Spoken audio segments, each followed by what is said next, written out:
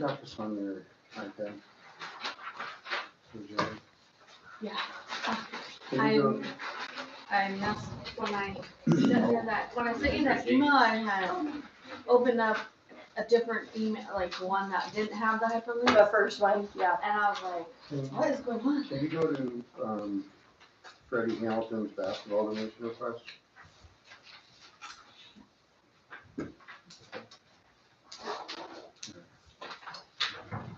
Perfect. It's on this.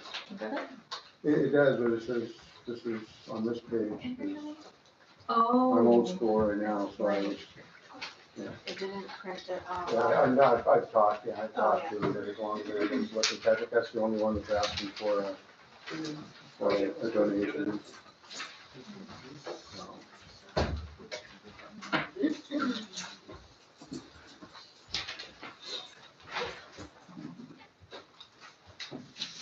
Yeah.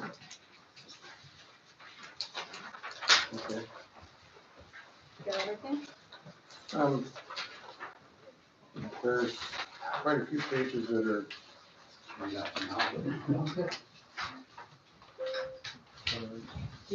I printed out an extra packet just in case. Do you want? Well, there's, like, It's cut off. Yeah, these are cut off. I mean, You only need one sentence. That's the one that the printer was. okay, perfect. Do you want me to take these off? So you don't get confused? I got my stat going over here for the other ones. Okay. No, I've been here every day for the last 2 months, so I know what's going on. I just.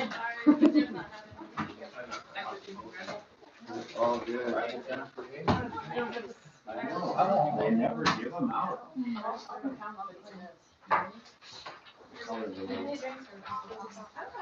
Saved you for me. All right.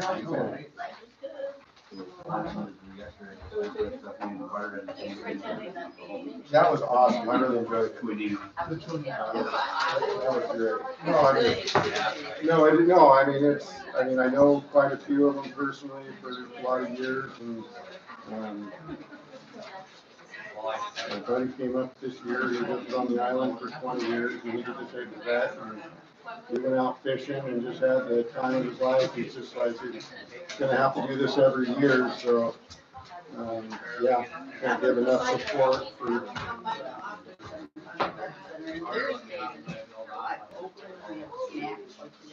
Yeah. Yeah, it was, then, yeah.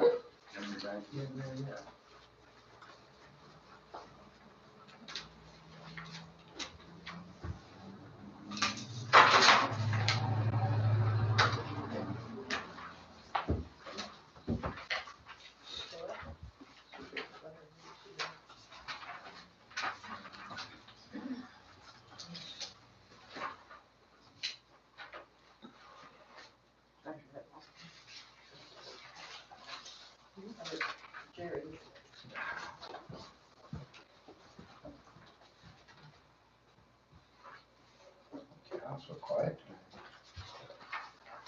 Don't jinx it. tonight. Holy cow, Clinton, is that you? Yep, I'm It's back. been a while, man. I know. Holy cow. We are blessed. Now we're looking at maybe cutting into the bike path to do a little bit of drainage, and your little mixer's right across the street. I'm like, hey man, just pull this right over to the curb and we'll batch up some concrete with that thing. I seen so the story of that is they never gave us a data plate for it, so we can't insure it without a serial number. It just showed up today, Okay, so all we right. can officially How many yards is that thing? 1 or 3. 3? Holy cow. Man, I've been shorting you guys in concrete all those years. That barrel looks small. Yeah. Yeah, now we. Then next time you get one from Road Builders, you're like, man, that's a big 3 yards. That's like, holy cow. We'll see what it does. It'll probably be fine. Might fire it up and then after a few big heavy rains before it, Okay, run water out of it. Yeah, just to, or cover the top, because the winter time when it freezes, it is a mess. We're trying to become Google mixers, so we'll figure it out. I mean, 39 gallons to 1 yard water roughly. a 6 yard, We need to chat about it.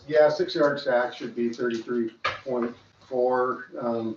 You just divide your cement by your water weight, and it'll give you your water, your cement ratio, and you don't ever want to be over 5%. So the less water, you can buy some polyheat and add it in there, and you're gonna boost it up big time. Nothing wrong with the front row.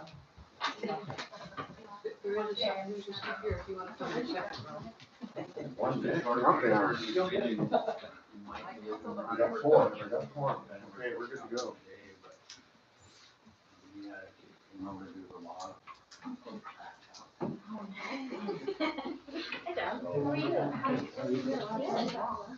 Beautiful. Beautiful out.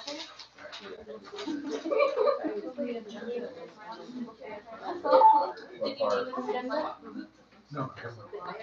Yeah, because Bob was rewriting everything. I'm having him after the 14th teaching discussion, I'm having him rewrite everything.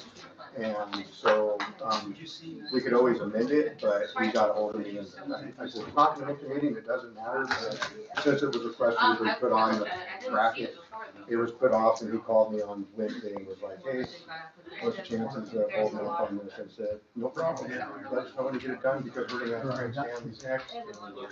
They're all gonna be kind of looking the same for what we got going on. Alrighty. Guess we'll call the meeting to order at 6:30. Roll call, please. Janice Trojan? Yep. Yes. Shawna Thomas? Yeah. Josh Bennett? Here. Chanel McKinley?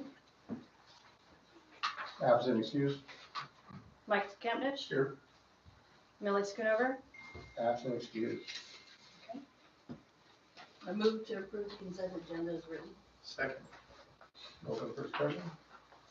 Maybe make one, or just added information on under hearing from the public, the very last line. It says, Mr. Andy Deering commented about the haul out, stating a lot of money was put into something that isn't being used. I'd like to clarify that that's the buildings, the storage building for the haul out, that should be added, so it's clear what he was referencing. Second that, if you're amending it, second.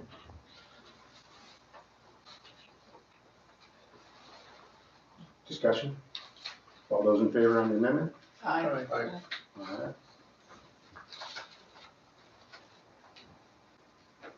Any more discussion on the consent agenda?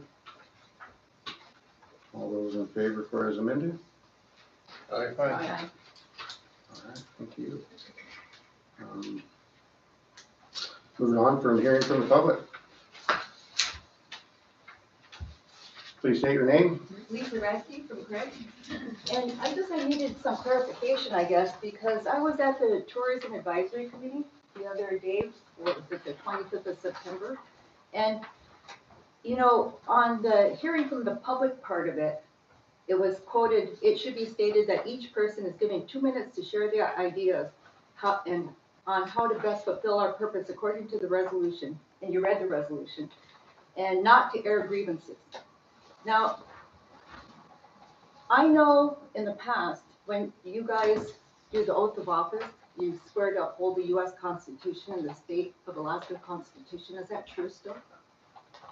Yeah, that wasn't written by the council.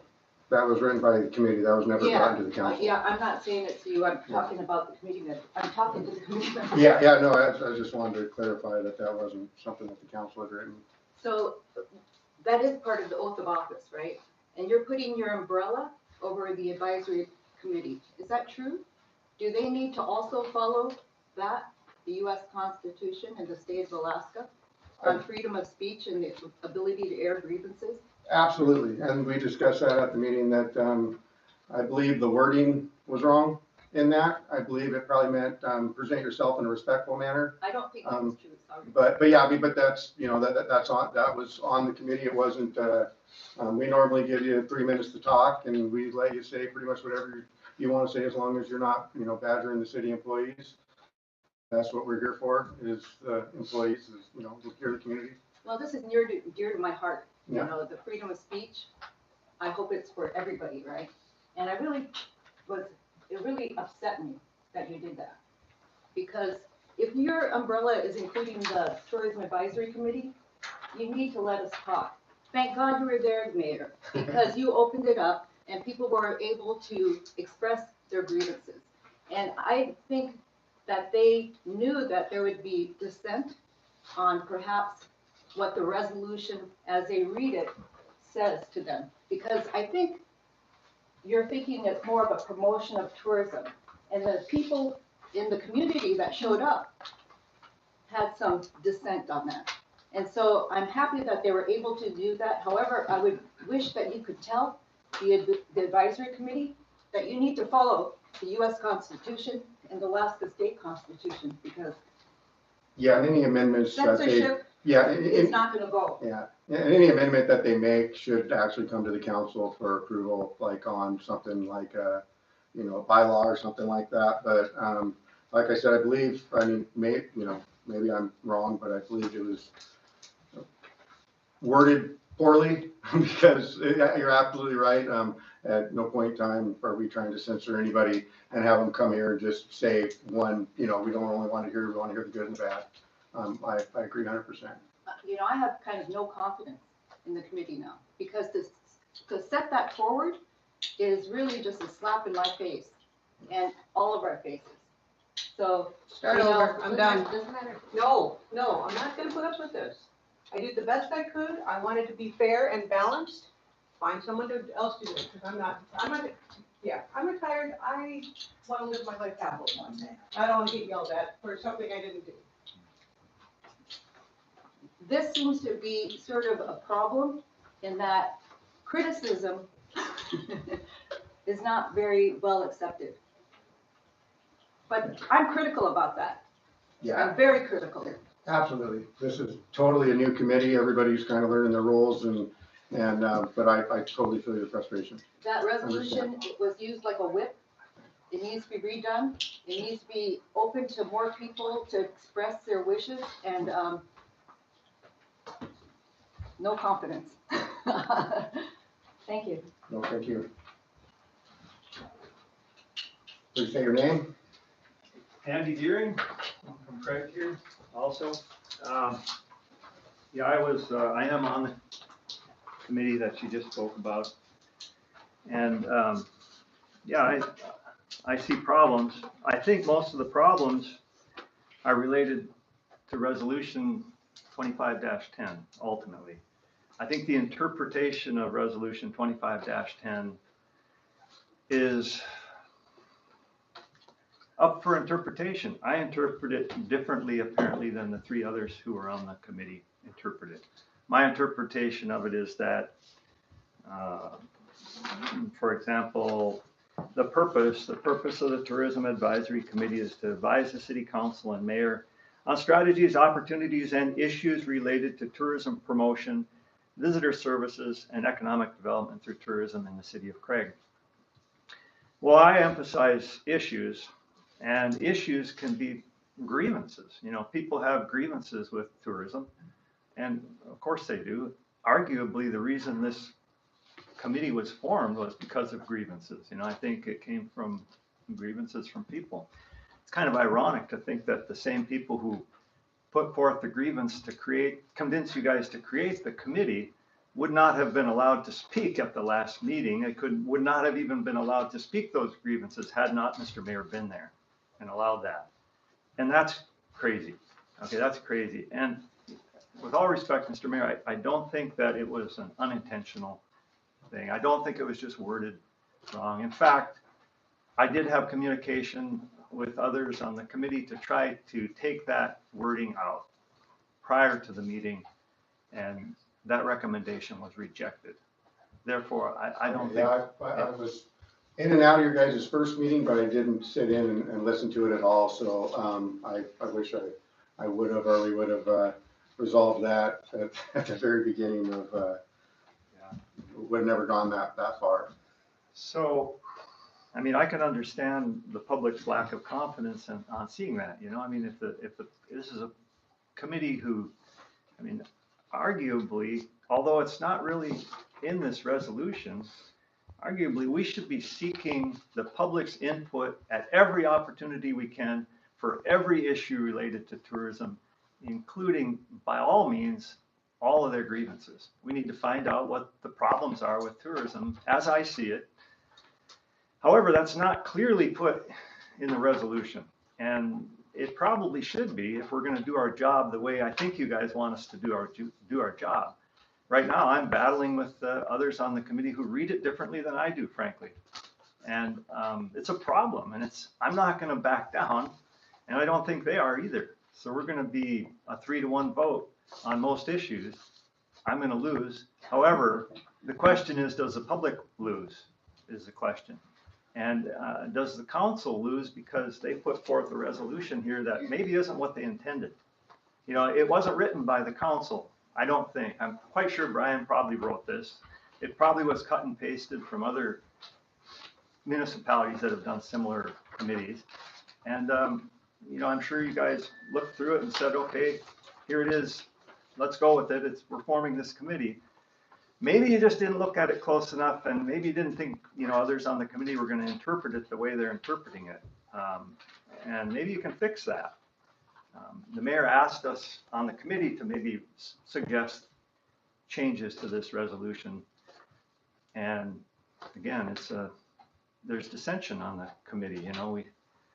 So I put forth recommendation for changes, and the committee chair recommended no changes to the At the resolution. end, at the very end, she did say that she did agree with changing one of the words in there to where it wasn't looking like it was promoting tourism to the level of like it's being said. But I feel like we jumped the gun on creating this tourism committee. After hearing a lot of the feedback, we felt like when we did this, it was to figure out if we wanted to see access permits on our trails. If we, you know, it wasn't close the doors, but to see with the community's perspective. And I think our intention was to basically get a committee to give us guidance, because that's basically what you do. You get a committee to get public comment and bring it back to us to be an advisory committee.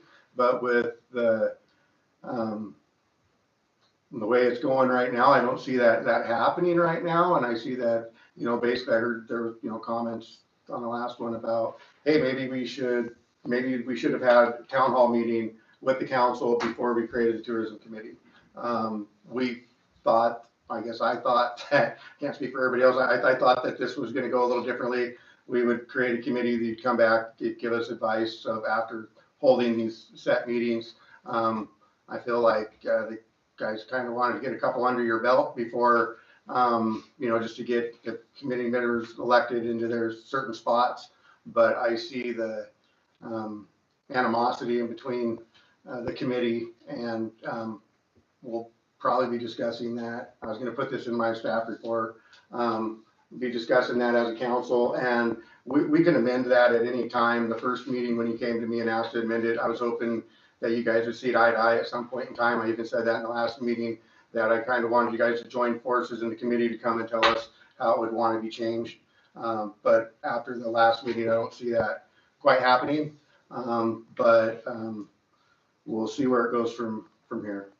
I could see it being a tourism promotional committee, but only if Well, that's what we heard that the public wanted. That wasn't the intention. It wasn't to promote anything. It was to hear everybody's in the community on what it was. But we also was hoping that, you know, at the end of the day, you know, I'd love to say that everything that's gone across the table, you know, I agreed with or didn't agree with. But at the end of the day, we got to look and listen to the community and see what the community says. And we had a big turnout last meeting, and everybody got to, you know, express their concerns. And I could see at some point in time, you know, maybe doing it a little differently.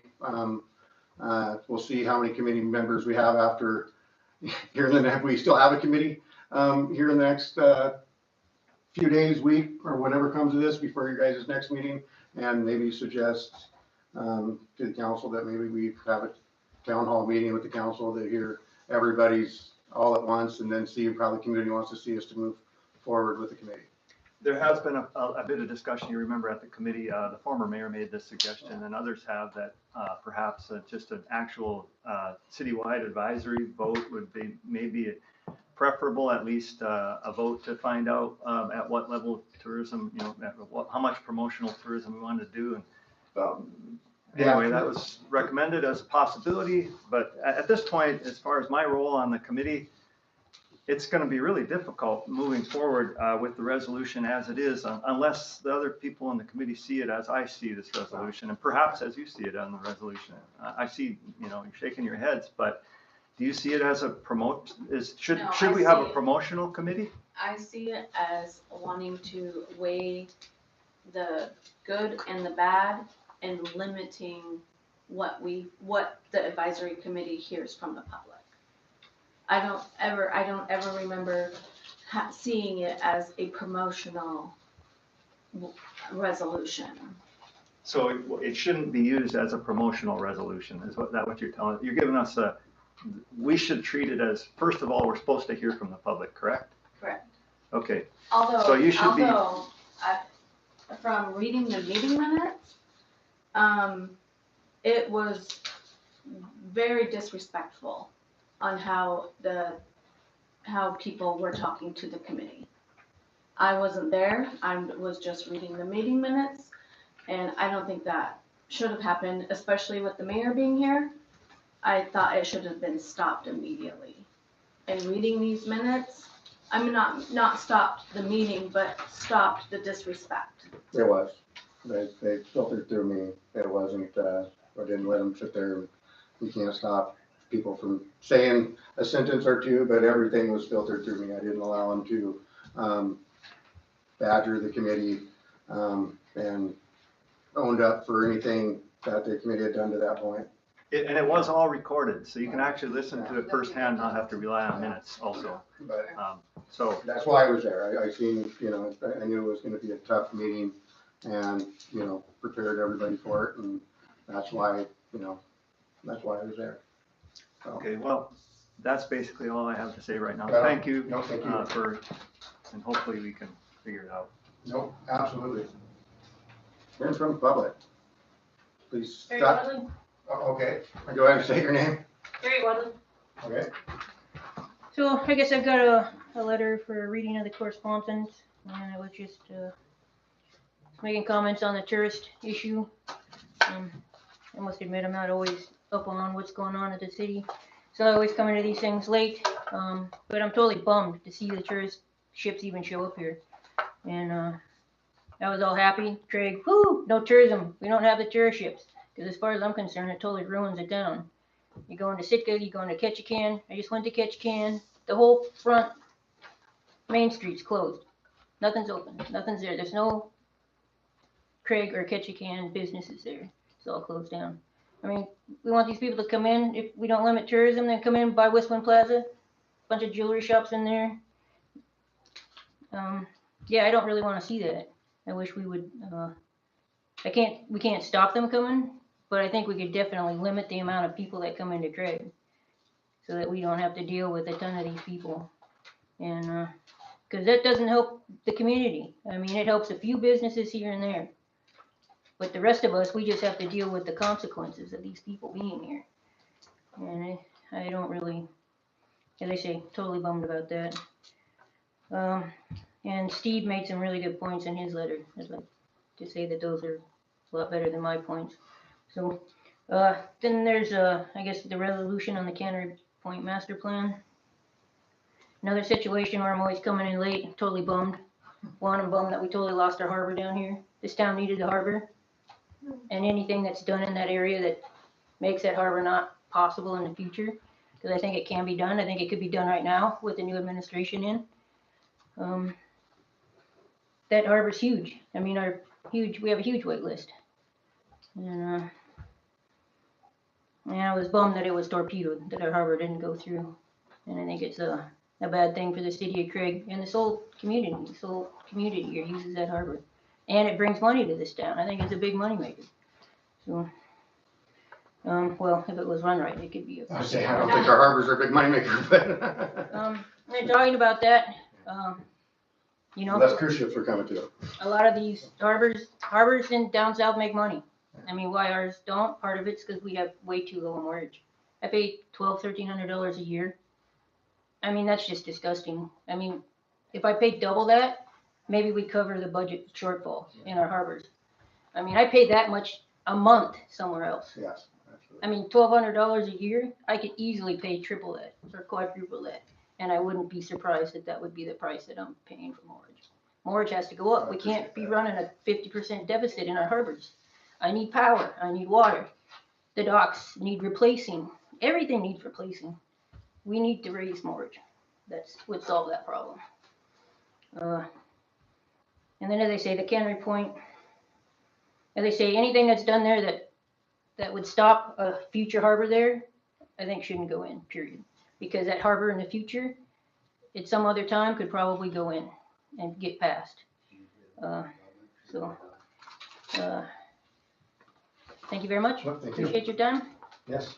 The master plan does show a spot potentially in the future for a harbor.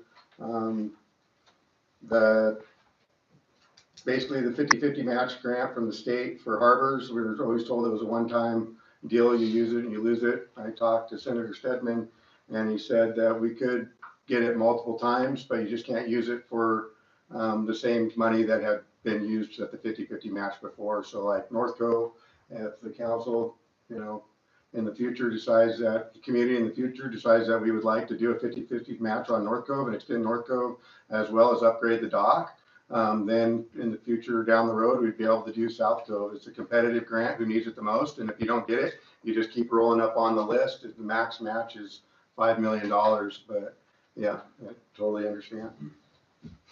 I think you had your hand up there, Mr. Clinton. Yep, I do. Please say your name. Clinton Cook, I'm with the representing the tribe tonight here in Craig.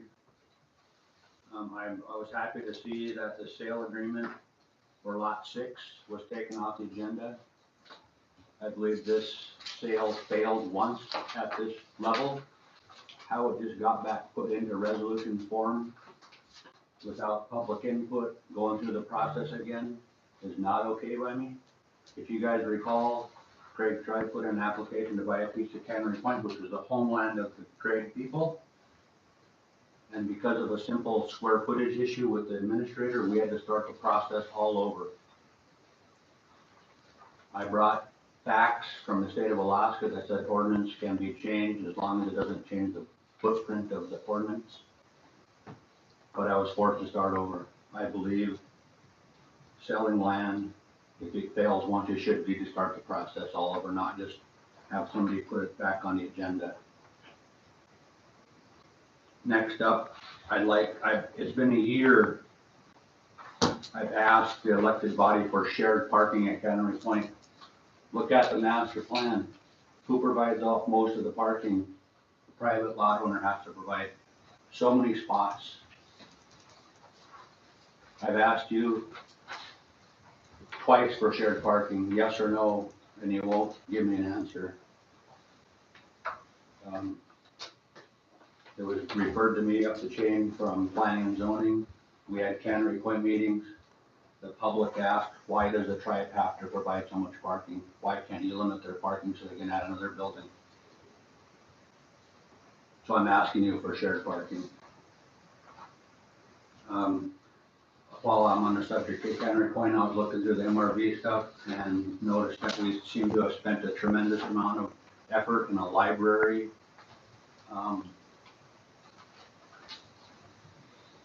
Enhancement. None of the other buildings had any attention on MRV except for the library. I believe the councilman brought that up last time. It's why are we putting so much money to spending money on an architect for a library we don't even have funds for? He said it was basically none of your business. I missed the last meeting on another subject. Hopefully I get 3 minutes for each one.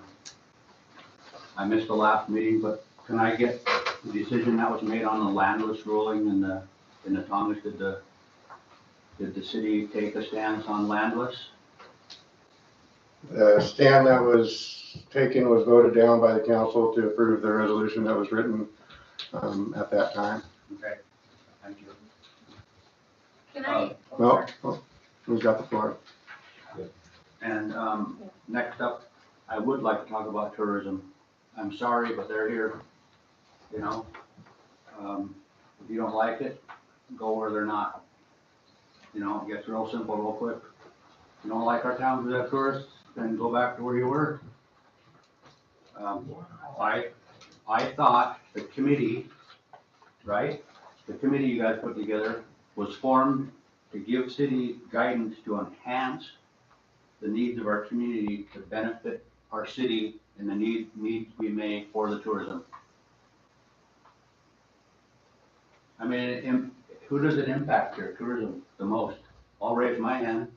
They block off our parking lot and leave them at the tribal hall, because that's one of the only public bathrooms they have. That's an effect on us, but we don't shut the gate and close the door. So they're here, like it or not. We've had tourists here for generations. The charter fleets, them aren't all tourists. They're desecrating our waters. Same thing. Couple more things and I'll be done. Streetlights. You were elected 2 years ago, you drove around, counted 70 plus streetlights that didn't work. About how many of them were fixed? About all 70? I believe that, after doing the correct audit, we got 30 streetlights and I believe there was, only a few that were actually, an issue. I don't think there was ever 70. It just depended on what time of the day you went down and drove around the lights. Okay. And with that, I was worried about Fort Big L. That it's a very, very dark street. And was told that the city would cut the trees so the lights off the pool would shine onto the sidewalk. This morning, the trees were still there, 2 years ago. And as far as the new harbor expansion down here, going back 5 years, that was created for yachts. Cannery Point, they wanted the yachts to tie up there, which brings what? More tourists.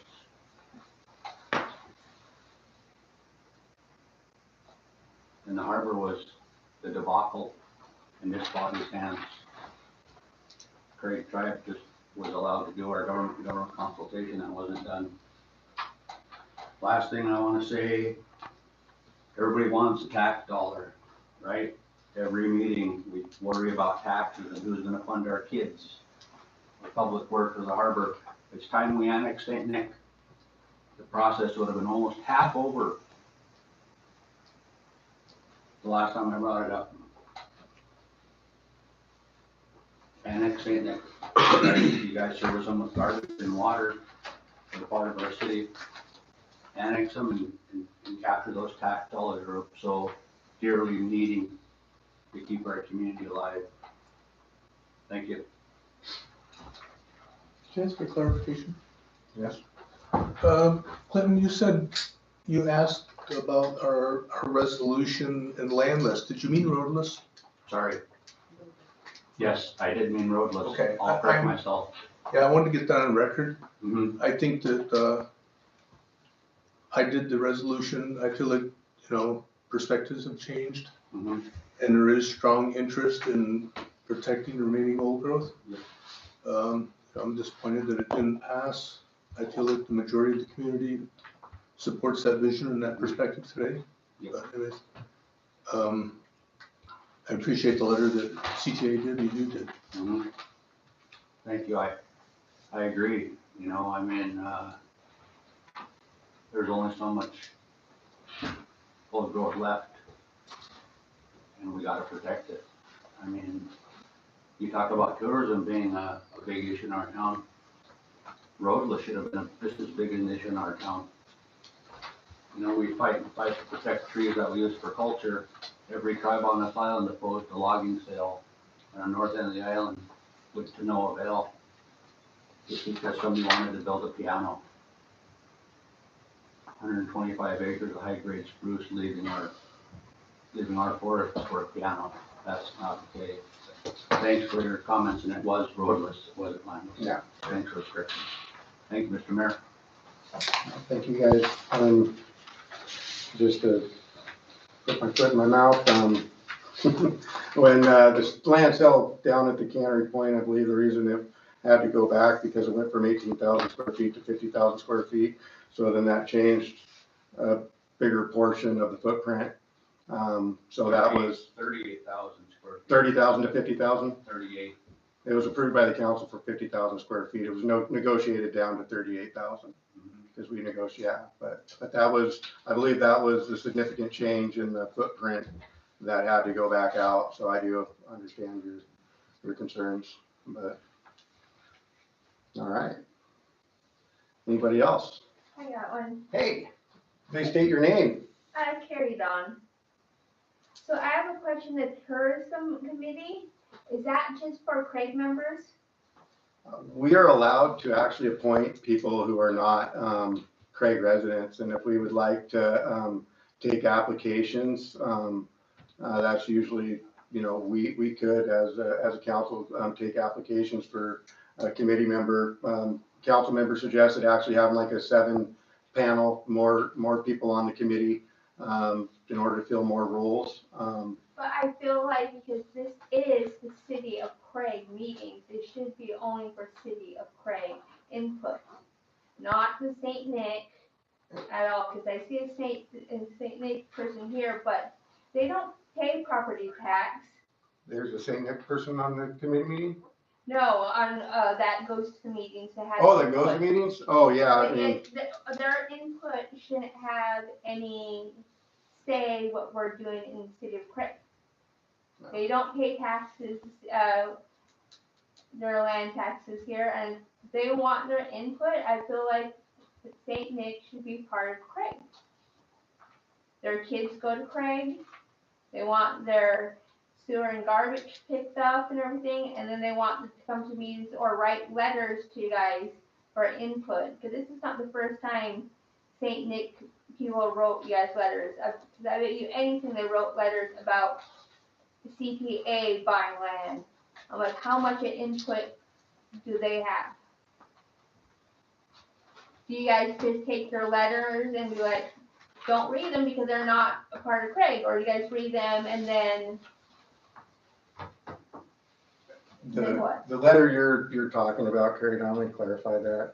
A lot of the times in the council meetings, we have stuff that are on our agenda, and we get letters put on our table like the day all the way up to, and if it's something that is gonna help the council be informed, it's not out on our website. So we ended up printing those letters off, and they weren't out on the website. They weren't for public to see.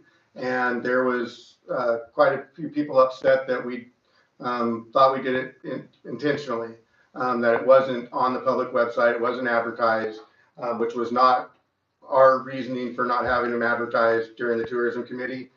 So just out of respect of the community, for the people who were Craig residents who requested this letter to be basically publicized, we basically publicized all the ones that were written after the council packet was created and put on the agenda, and put it out on this, not knowing what the next tourism committee meeting was going to be, but we didn't want to basically censor anybody from thinking that we were doing it intentionally not to be heard.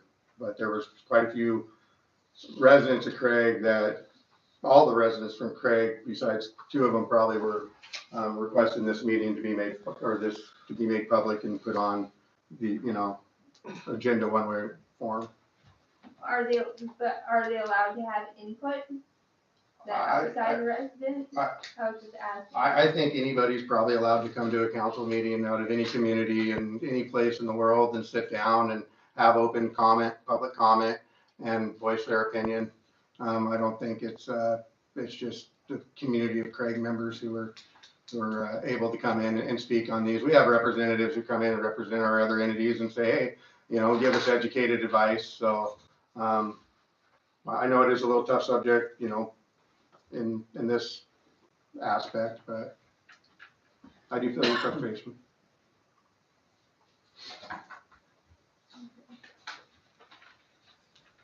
All right. Anybody else? Please state your name. Mary Salzar, I am with the Tourism Advisory Committee. I I want to highlight this that we have here at all meetings. State your full name, address all comments to the mayor or chair to the council, and mayor or chair reserves the right to limit comment time. If time is limited, you must complete your comment within the allowed time. You must not engage in abusive or harassing behavior, including derogatory remarks, profanity, personal attacks, the use of obscene language and gestures, assaults or threatening behavior, sexual misconduct or sexual harassment, etc. The mayor or chair reserves the right to call any speaker out of order for violating these rules. Speakers called out of order for violating these rules may not be allowed to comment again at the meeting. This needs to be emphasized at all the future Tourism Advisory Committee meetings. Everyone here just right now, in a very respectful manner, was able to say their piece, have the floor, and make their comment. The last Tourism Advisory Committee, that was the most out of control meeting I have ever been to at the city. And that cannot continue. There was, a Facebook post that really ignited, I believe, the public.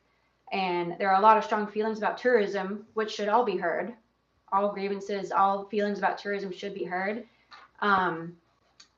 And you can see that in one meeting that, I believe we probably don't have a chairperson anymore. That last meeting, every time the chairperson wanted to, reel in the group and kind of get things in order, she was interrupted every single time. These need to operate in a much more respectful manner. Everyone here can voice their concerns and be heard, and everyone that comes here is respectful about it. And that needs to be the same in other meetings. Yeah.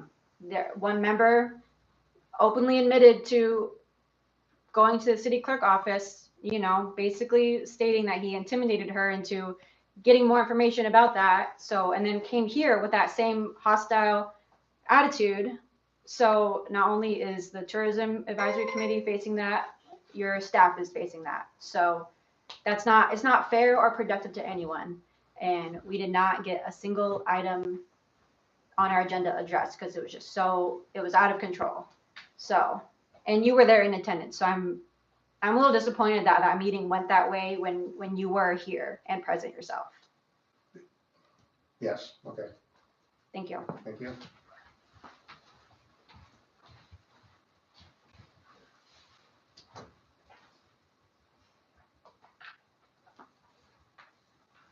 Anybody else? Mr. Mayor. All right. Wendy Hamilton. Not quite sure what to say. I'm so thankful that you were at the last meeting and it went as well as it did. It was a hard meeting, but it, for the most part, went better than was expected. Constructive criticism is always hard to take, but thank God for constructive criticism, and we can all learn. Hopefully everybody gives us the grace to learn and forgive us of the things that we do wrong, but yet maybe we can proceed in a better manner. The resolution does need some revision, think more revision than others. I think that is probably is on the agenda for the next meeting. Some of the words, especially with all the public input, has been made very clear. Some of the words need to be changed, maybe not mean promote, but maybe mean to regulate, to manage. Letters on Facebook was responded to, and I didn't post it on Facebook, but there was a DEC letter that was written in response to one of the letters there that could probably apply to many of the letters that were written here, and maybe that's something that should be posted. It's on the agenda tonight, and it was posted. Okay. Your DEC letter's at the bottom of correspondence. Okay. Don't need to say any more about that. Thank you for your time. Thank you. Any more hearing from the public? Mr. Chair? Mike? Yeah, I do have a few thoughts. I want to address them mostly to everybody here, but I also want to address them to you, Andy, and to Lisa. First of all, Ms. Merritt and Ms. Hamilton have been valuable engaged public members of our community and our island for literally years, decades. Well, things could have been worded a little differently, I'm sure, and better. I'm absolutely certain there was no ill intent. Sometimes people that don't have a lot of experience in the public process, you know, things happen. I make mistakes. And I hope people give me a little bit of latitude when I do. I value the commitment that they have provided to this community and the unselfishness that they have shown for literally decades here. And in regards to, you know, accusing them of intentionally doing that, and that's suppression of freedom of speech. So you called me 2 days ago. Both of you were on the line, and we talked about this committee. And you told, when there was a suggestion at the last council meeting that maybe we could add 1 or 2 more members, and somebody specifically from the tourism visitor industry. And you told me you didn't think that was appropriate because that person would be biased. Is that not suppression of freedom of speech? Think about that. May I respond since it's directed to me still? Are we still okay with me? Yeah, go ahead. Thank you. I'm sorry, Mike, are you finished? That's suppression of freedom of speech. People from outside of our community, you know, we had a person, they can come in and they can make their opinion known. We can choose individually as members of this council to value them different if we, in terms of how we respond. I do believe residents have priority, but people have a right to freedom of speech. And when we start infringing upon that and saying some people can't contribute in one way or another, even when they have an interest, you know, that's going down a poor road. Okay, I'll respond real quickly here. State your name, please. Andy Deering, responding. We did have that conversation. I think you did an accurate description of our conversation on the phone, first of all. Interesting that I'm actually, it's suggested that I'm somehow maybe infringing on freedom of speech when I'm the only one who voted of the committee not to approve the agenda that had the words not to air grievances from the public. I think this is ironic here. You know, this is really ironic. So I think our discussion revolved around how we should select people for the committee, right? That was what we were discussing. How would the council select people? Would that be based upon industry involvement, or would it just be public at large? And we had a disagreement there. And yes, I do agree that right now, if we have 3 out of 4 people on the committee who vote not to allow the public to air grievances, and then if we add more people from the tourist industry onto there, how do you think that's going to even things out? Well, I think there's been an acknowledgement that the wording could have been different. I can tell you when that committee was formed, and you know, we've heard that from other members here tonight. There was no intent to promote tourism. The intent is to make sure that we keep a handle on it.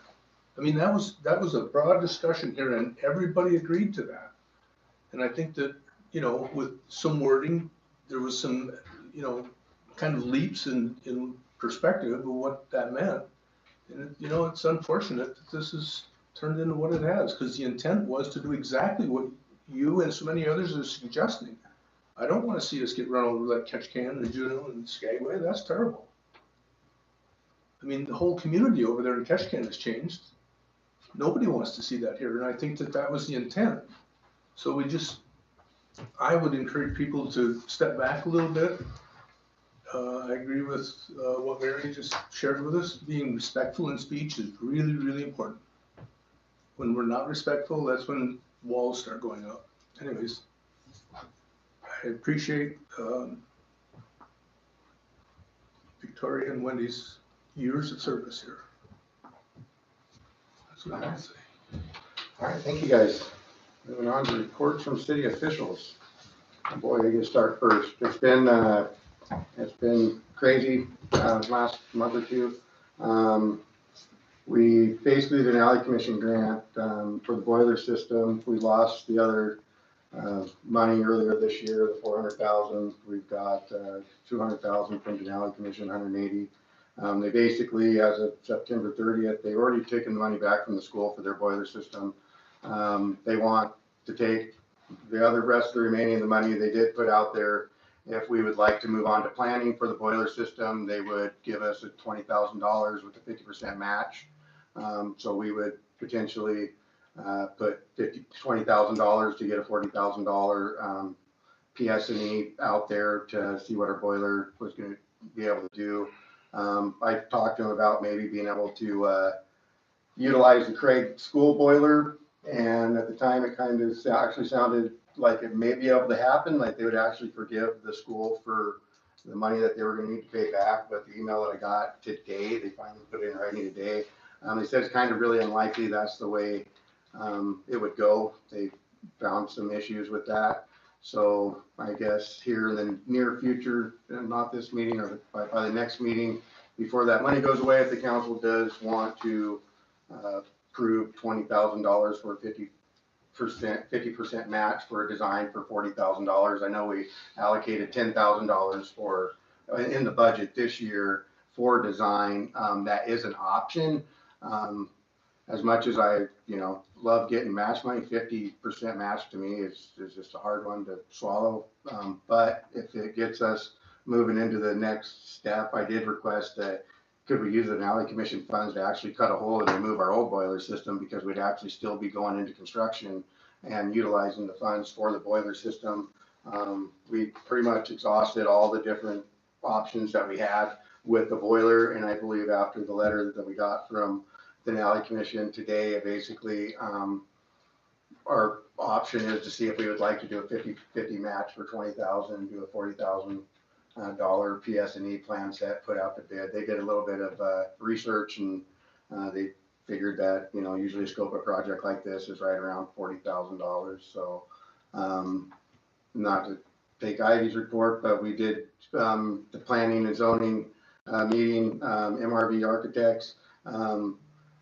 This is a living document. This isn't anything set in stone, but at some point in time, we had to get MRV Architects off of the hook and off of the payroll. There's going to be numerous meetings. Everybody's like, where's the next step? It's like, we got to find funding and see what it looks like, in the big picture. They did leave area down there for, a harbor, but we all know that even when we had a harbor committee meeting, a public meeting up at the school a year ago, everybody in the community is for a harbor, but not really anybody is there for a 300,000 yard breakwater down there. And that location, when it was looked at the first time, I was told that the Corps will not basically support a harbor that has over a 1 foot chop, and a floating breakwater you'll have more than a 1 foot chop in that location. So we even asked for a different location that everybody could agree on to look at putting the harbor, because we basically maybe have $1 million with the Army Corps for next feasibility study. There's a few ideas out there. I mean, mariculture and stuff like that. False Island, if we look at something, bulkhead out there. I mean, there's different options, but I think with the harbor, the best option after talking to Senator Stedman would to look at maybe expanding the harbor out of North Cove and, utilizing that 50-50 match. And it was nice to hear that, we can apply for South Cove later, but that's all going to cost money. Update on, we got a hiring committee for city administrator. All the council, if you haven't grabbed your packets, you have packets in the office. They're blue folders on the desk. They've got all the applicants to put their application in. Now there's 2 interim applications. If we would like to, if anybody would like to move forward in a higher rate, could do an interview tomorrow and have an interim person here on the 10th or 15th that they seem suitable. They've been interim administrators all over Alaska. Unfortunately, has another offer that he's going to be taking here in a short period of time if we don't move forward on it. But that would basically get an administrator in the seat. And, I think with the price that he was asking, I think it's, you know, it's comparable to, you know, doable for us. But not being able to discuss this stuff besides in public, I figured I'd bring it up tonight. He is available, all day tomorrow if we would want to sit down with him and doing a basically evaluation of him. And then, he said he doesn't need to come here and take a look at the community. He'd be willing to jump on a plane and be here the 10th or the 15th, assist with, you know, getting somebody in here and maybe somebody, and help train somebody for a few months as they're transitioning in. This isn't to disfranchise anybody who's put their applications in. It's just to get somebody here and helping out as soon as possible. It is a lot. The staff has been doing great. I'm here every day, not complaining, but it is a benefit to the city to help out with everything that had obviously been lacking, getting that role filled as soon as possible. Would be very thankful for. Besides that, if there's anything that I missed, yeah, I'm here for any questions. Mr. Mayor, you threw a lot out there. First thing, you mentioned the boiler. This is something the council voted on, where we were trying to combine the two projects together, right? We ran this through the council like 4 months ago. Yeah, Came back, it was a no. Yeah. So $40,000 to do a study to see if we can re-engineer this thing or start over. Basically $40,000 to get a plan set to basically start over, to put one in that facility. When I talked to them the other day, it was surprising. They were like, well, you know, we may actually be able to talk to the entities and weigh in and actually be able to move that smaller boiler down into your guys' facility. And I'm like, really? We were told no. I said, can you put that in writing? And what I got in writing was right here, from the Denali Commission this afternoon about 4 o'clock. Could you please? It was basically saying that legality wise, they wouldn't be able to do it their best. And I told them the same thing that you're reiterating. They want their $180,000 back because it's only going to be used for a boiler. They already took the school's money back, and they're throwing a carrot out there if we'd like to do a 50-50 match. And it could be the 10, well, I'm not going to say matching funds, because if the PS&E costs $40,000, we're going to have to pay another $20,000 for it. It's not like in kind. If you use in kind on that, you're still going to have to pay the remainder balance of the PS&E. And then you also mentioned the feasible study for Harbor. The council approved that months ago. That hasn't been turned in for the different location for Harbor. We approved that 1 million with the Corps. Well, you stated that it hasn't gone through yet. We haven't moved forward with it through the feds. Where's the Harbor going?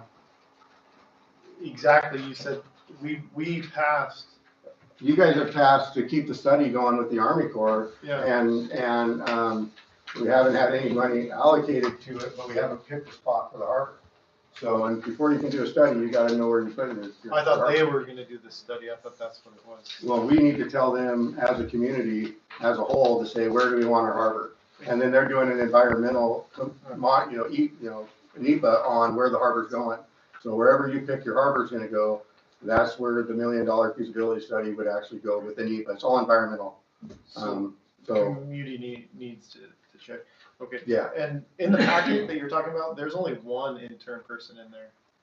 On the one in my packet. Well, there should be one right behind the other one. It was. There was a simple email in there, and I didn't. Okay. I thought it was just a corresponding email with the intern guy. I believe one there that I was two. saw. There was one. Yeah, I thought there was two. I haven't looked through all the packets. I just looked through the one that I had. But. Okay. And then this, I don't mean to piggyback, but this one is kind of ropes in the treasurer. She's not in. She should be on the She's not on the phone.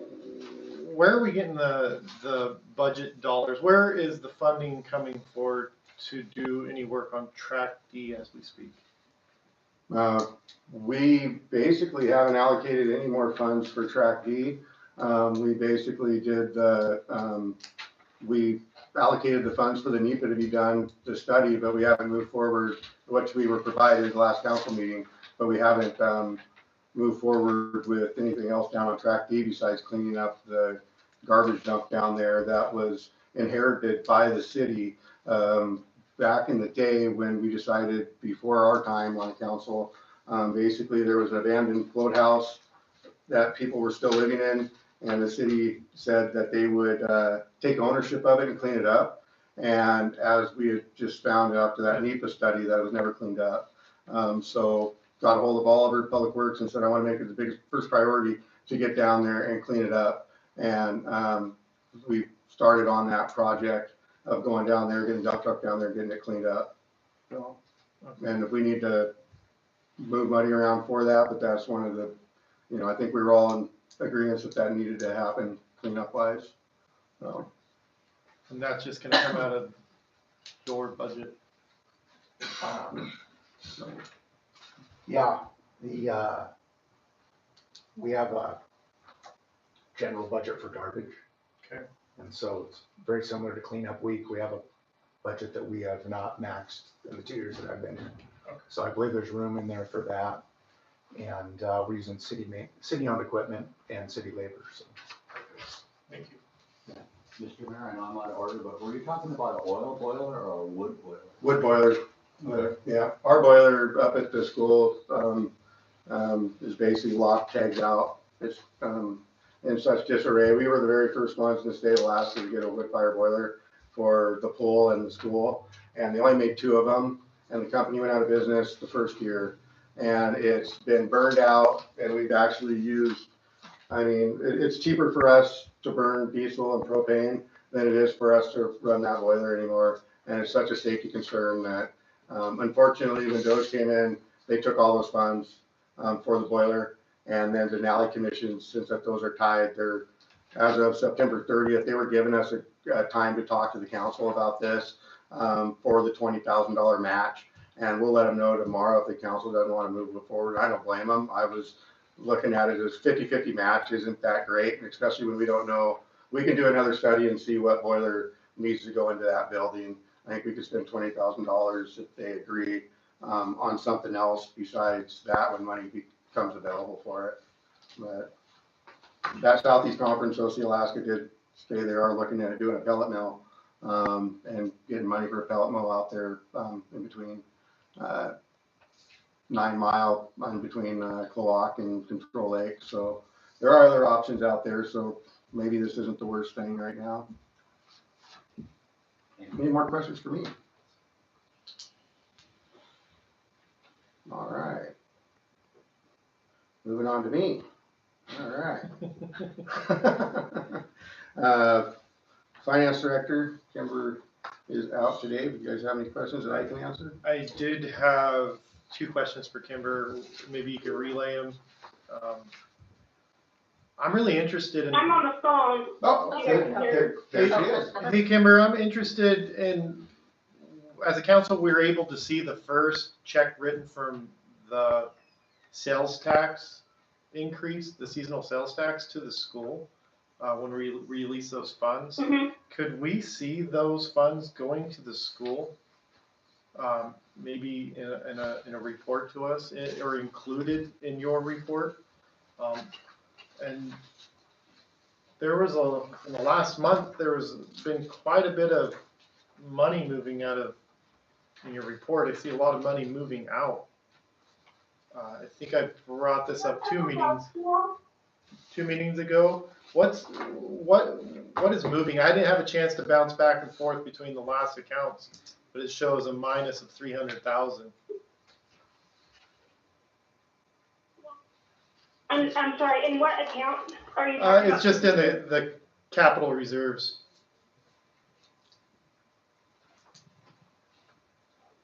I believe we I know this fiscal year that I have not moved any money from capital reserves.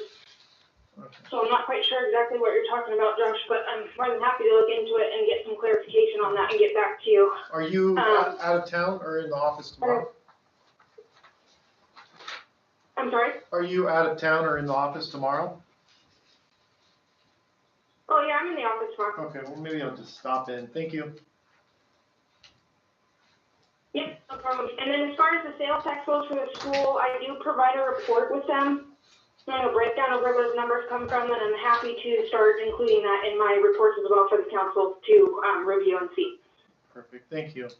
And we did find a typo on the approved minutes from June, that we allocated, approved $70,000, returned $70,000 back to the school, but there was a typo that said $77,400, so we'll bring that up on the next council meeting to amend that. It was just a typo in there. It wasn't anything on the budget, it was just that way when we get audited at the end of the year.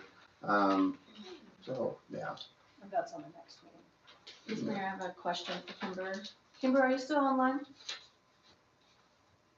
Yes. I have to be honest, I didn't read through your whole report. Do you list what the total amount of money that we got from the walking tours? Off the top of my head. It's not broken out, no, it's just included in the general sales tax numbers.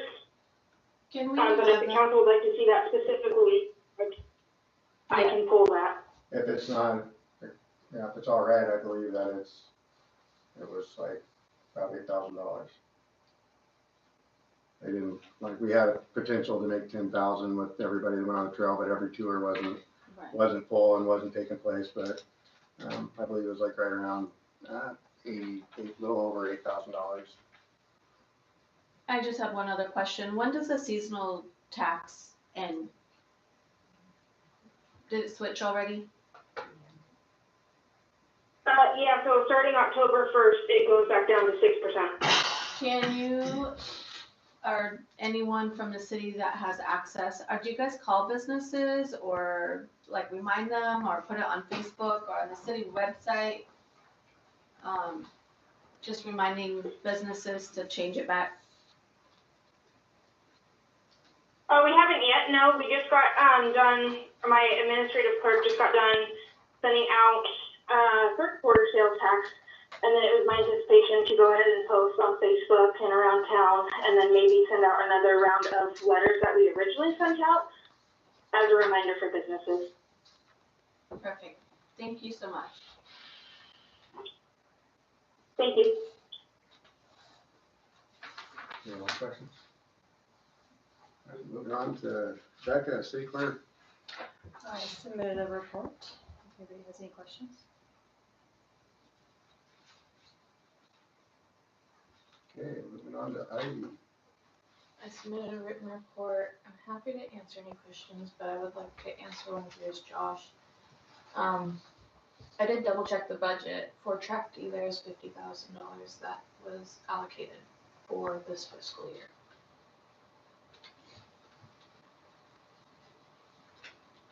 $20 or $25? $20? 50,000. 50. Take it easy, Oliver. Making quick work of it with an excavator and dump truck down there, but it's, that is. There, we went down there and got hot and heavy at your request, and then an axle came in on the barge on Wednesday night that we weren't anticipating for something we really needed to do. So our welder jumped that back, and we're planning to hit that full force on Monday. Sorry, Ms. Mayor. I have a question for Ivy. On the sales agreement for Lot 6, for AP&T, since that was voted, they're denied, I guess, I don't know what is the right word. Yeah. What's the process? Like, I see that it was on the agenda and then it was amended and taken off. When something is not approved, a sale agreement, what is the process for them to, what's the process? Councilmember Kamnich asked for it to be brought back to council. The sale, like the resolution? Yes. If it wasn't a significant change, like Yes. Mr. Clinton said, then it could be brought back up to be voted on again. Okay, Yeah. so it doesn't have to start over from public? Not unless it's a significant change in the footprint of the cell.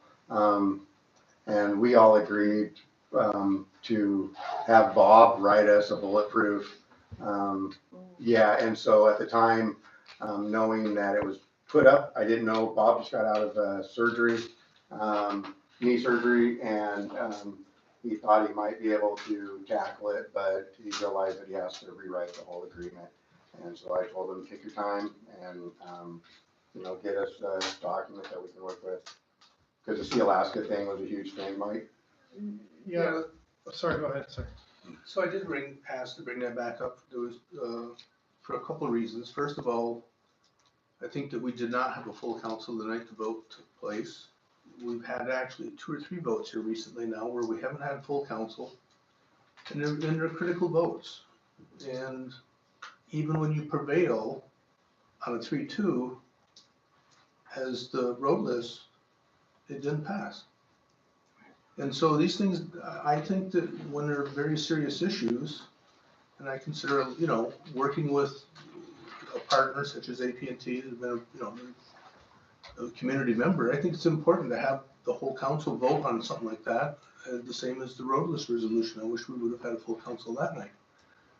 If it goes down, it goes down. I'm not gonna question a vote one way or the other, but I just believe that it's important to have full council on major votes.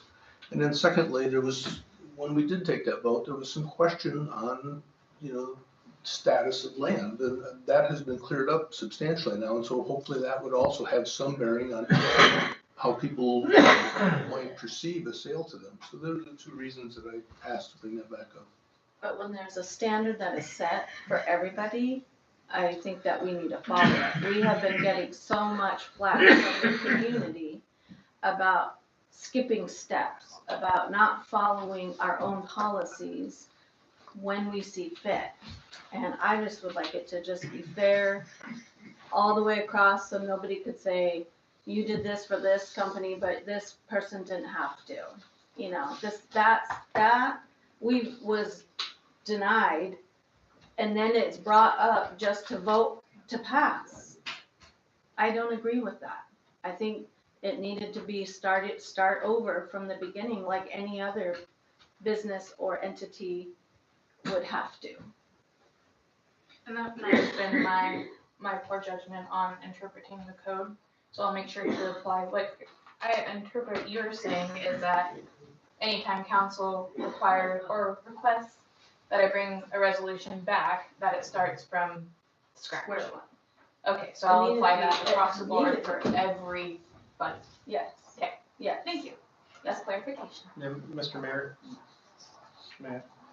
that's my interpretation, and I agree with what Mike's saying. But when a vote went against it, and we start back over, I believe with code it starts from the very beginning, a new application, and then the posting to the public, and then the resolution. Okay. I think, I don't believe with reading the code that we can skip the first set in the code and jump right to the land sale agreement. Okay, thank you. All right, any more for planning? Fire and EMS or Dave's in Sitka, and EMS coordinator is down south hunting, so all the calls have been getting answered and moving on. Hans is on vacation. Are you on the phone, Hans? Nope. Any questions or concerns that anybody? There's one question. Any questions that I could probably answer? There's one question, and I asked this in council comments. Okay. What is in this haul-out building? Nothing is in the haul-out building. I went down there. We can go down there right now. What's going on is they pulled every one of those hydraulic pumps off that unit. That unit cannot move. They pulled 4 hydraulic units off of that unit right there where it sits. I went there after heard all the public comment from everybody. I went down there that day. We kind of talked about it. I opened up the building and I'm like, what the heck? So then I think I went and talked to, went to the harbor office, and they said, no, you can't move it. It was leaking hydraulic fluid.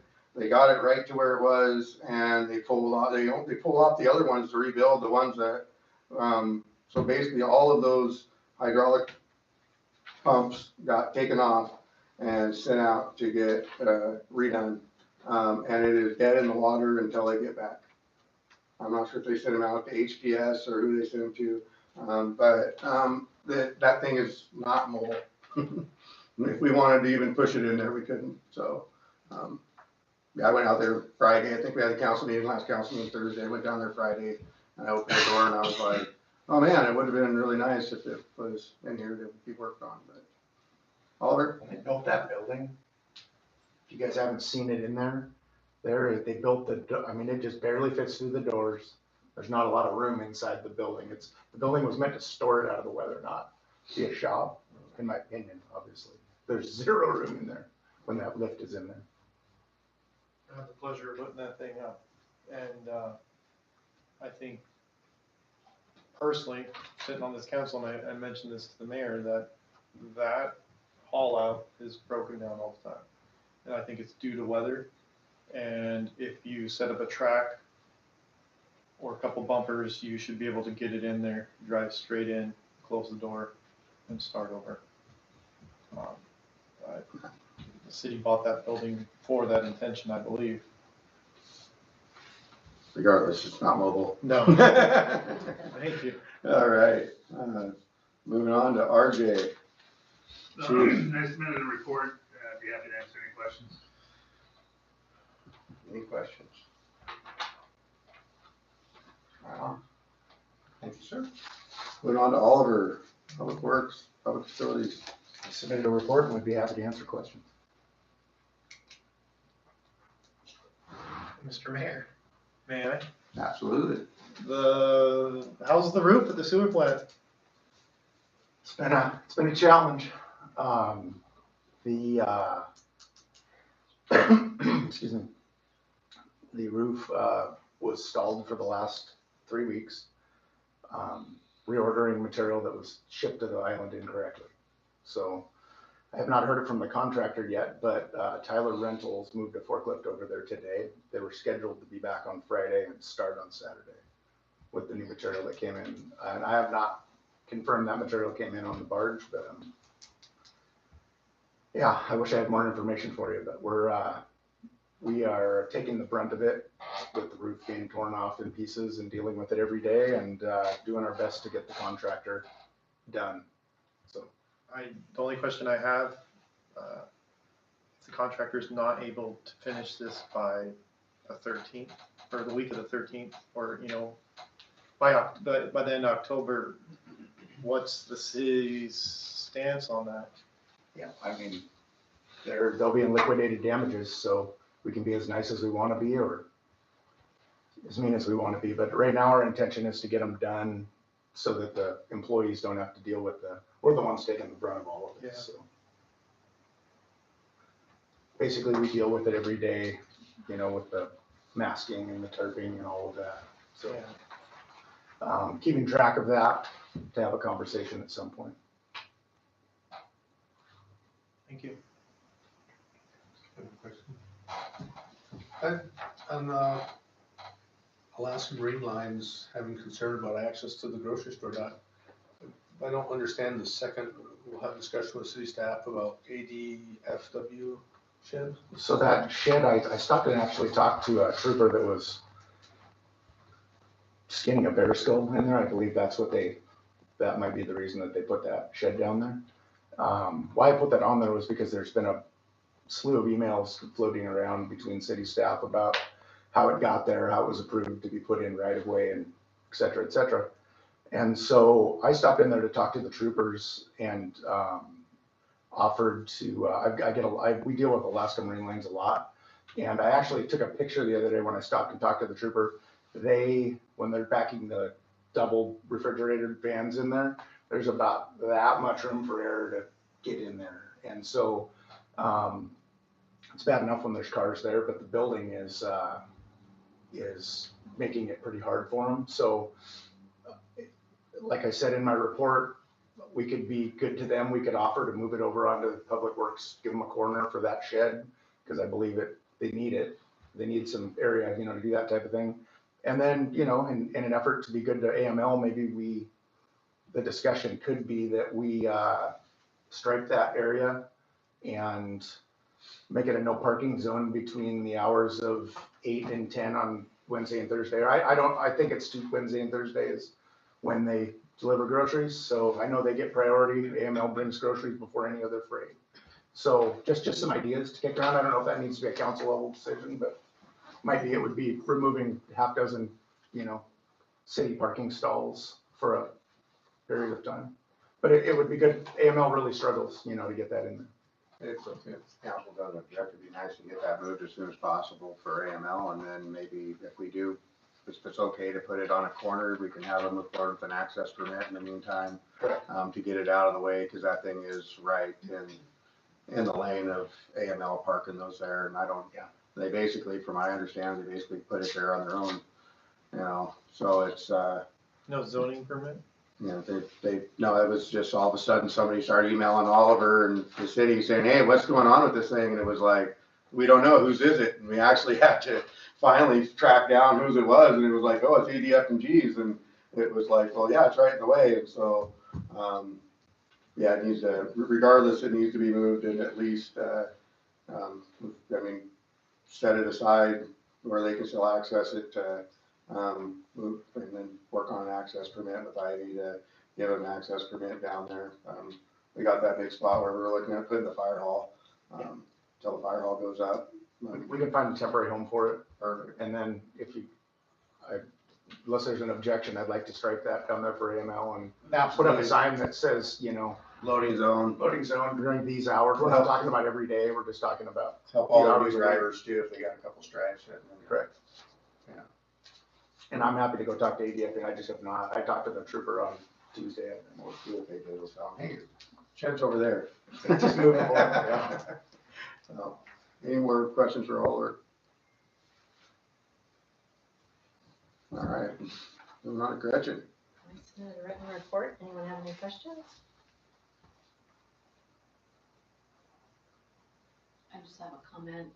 It's so good to see, all the pictures are so cute. I just love seeing all the little kids and, families and even the volunteers. The classes that you're having are amazing. Thank you. Dawn's been a huge asset and everyone, thank you. Okay. And my apologies, I've still been working on the Derby machine weights for the last 10 years. Kimber was gonna look into it and Victoria didn't know, so we're still trying to find them for you. Okay, I know that stuff can get very fine. If you don't overdo it though. It's more curious.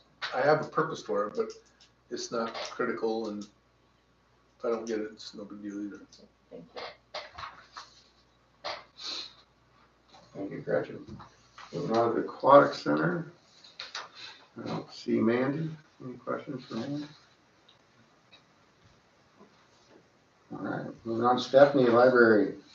I submitted a written report. If you have any questions, I'd be happy to answer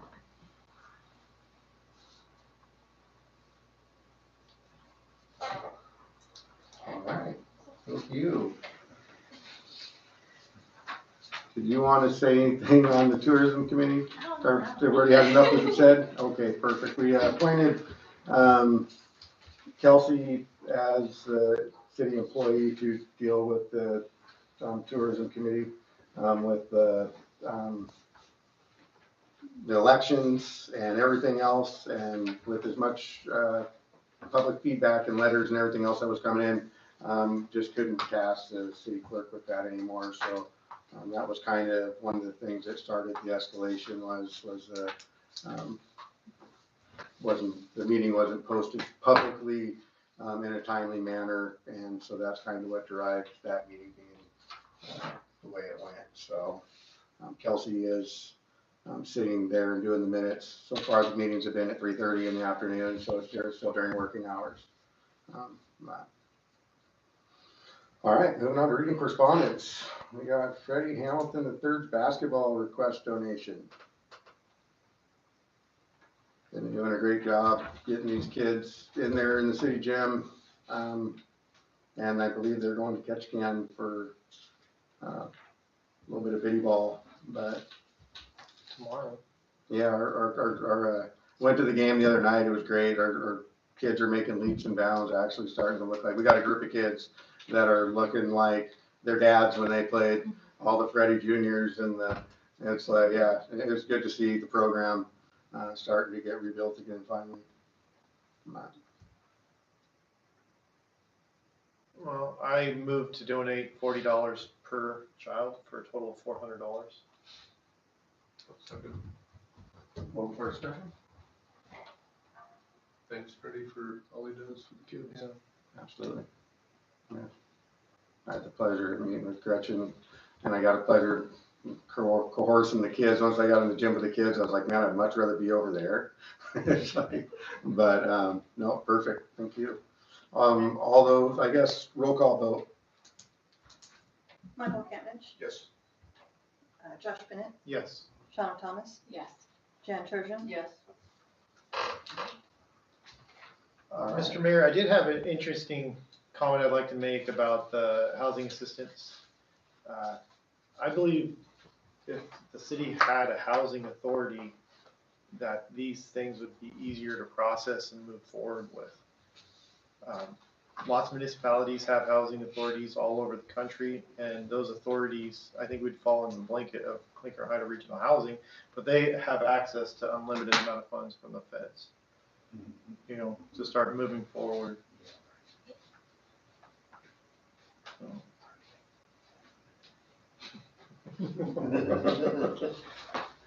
Yeah, there's, Hope even, you know, they're looking for a location to put housing for critical infrastructure as teachers and officers and, people who qualify as that. So I'm just having a talk with them the other day. They didn't submit anything, but, you know, they are looking for land, for critical infrastructure as teachers and officers, everybody that we have a hard time retaining administrators in our community because of lack of housing.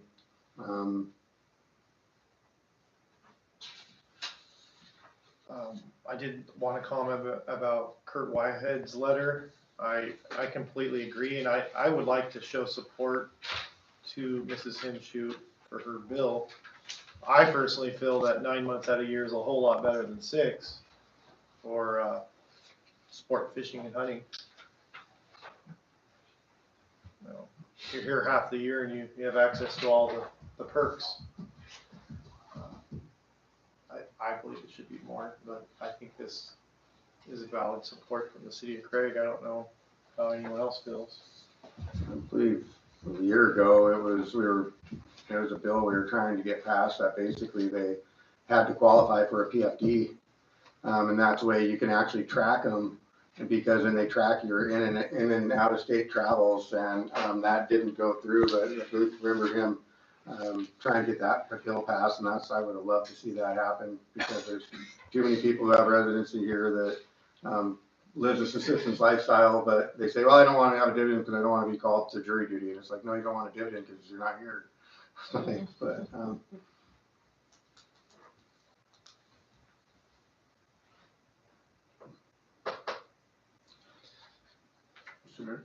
Yep. Are we asking for action on Kurt's letter? I support it too, totally. It's been in the works for a long time. I would like to see how everyone else feels about, I didn't make a motion, but I do support Mrs. Henshoot's pursuing of the HB, was it 93? Yeah. Yeah. If you guys didn't know it, it's available this the 6th for generations. Should be there. The question would, just a letter from the city saying that, because the council, I think, has supported us, really, but we continue to reaffirm our support for this bill and for her work. Yeah. If we can produce a letter that states that, I feel that'd be great. I don't want to bugger up a vote, but I'm gonna talk to her tomorrow at 4. I just want you to know that, just so you know, Mayor.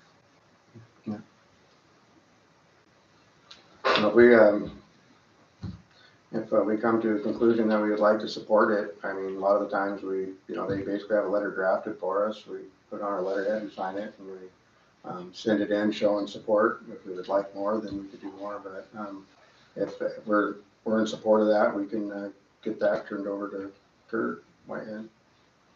So. Everybody who agrees says aye. Aye.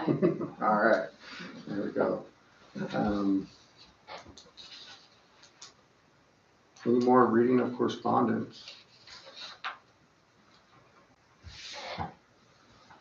All righty. Moving on to considerations of resolution and ordinances, resolution 25-16, Cannery Point Master Plan.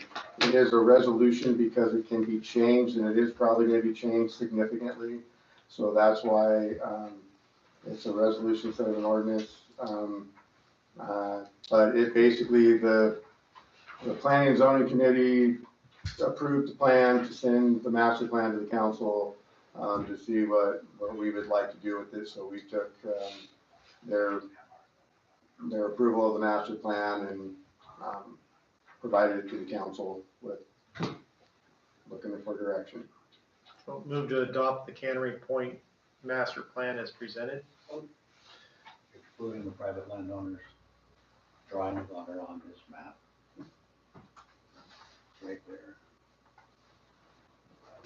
I didn't hear what he said. I'd like to have that our land excluded, because you guys are adopting that map, right? All right. Let me rephrase it then. Move to adopt Cannery Point master plan as presented on city-owned property.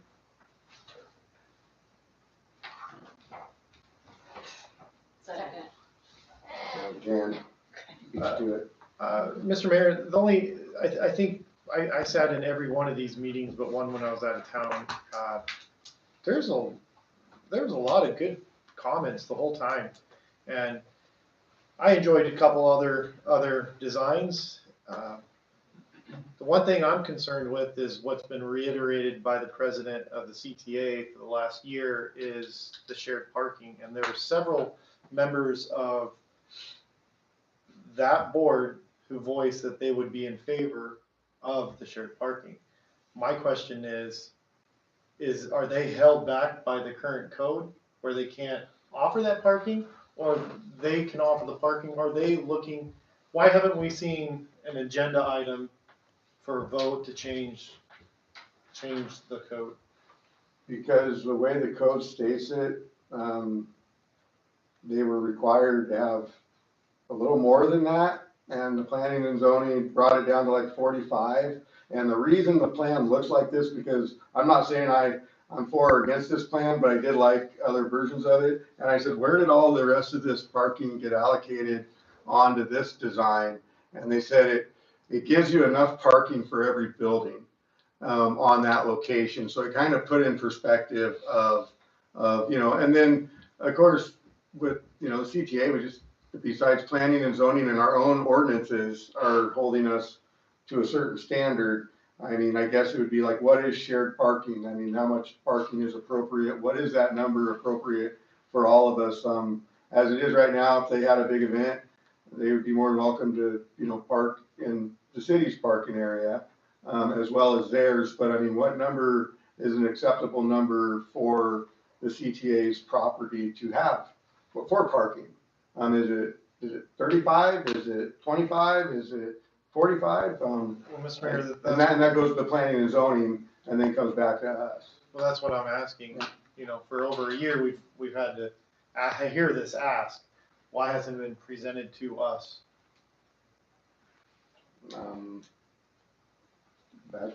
Yeah.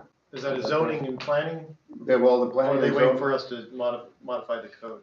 It would have to be, the code would have to be modified before we would just, unless we went to quasi judicial and decided to override the planning and zoning committee on this.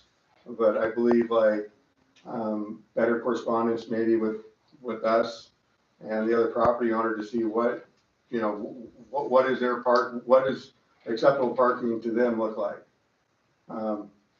So if they were if they were to establish this is what we're gonna do and have themselves say, hey, because as a community, when we have functions at the school, it bleeds over into their trust land. And then it goes back into the Wells Fargo and into we are a joint community.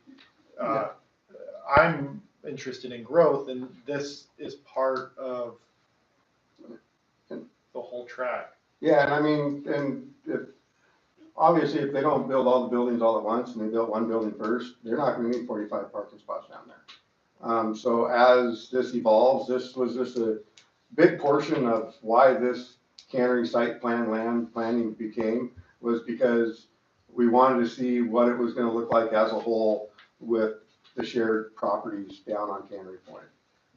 And knowing that they're moving forward, then we can at least start getting an idea of where the roads are gonna be for the utilities and everything else, so we can work together in the planning of this. And I don't think, it's been our,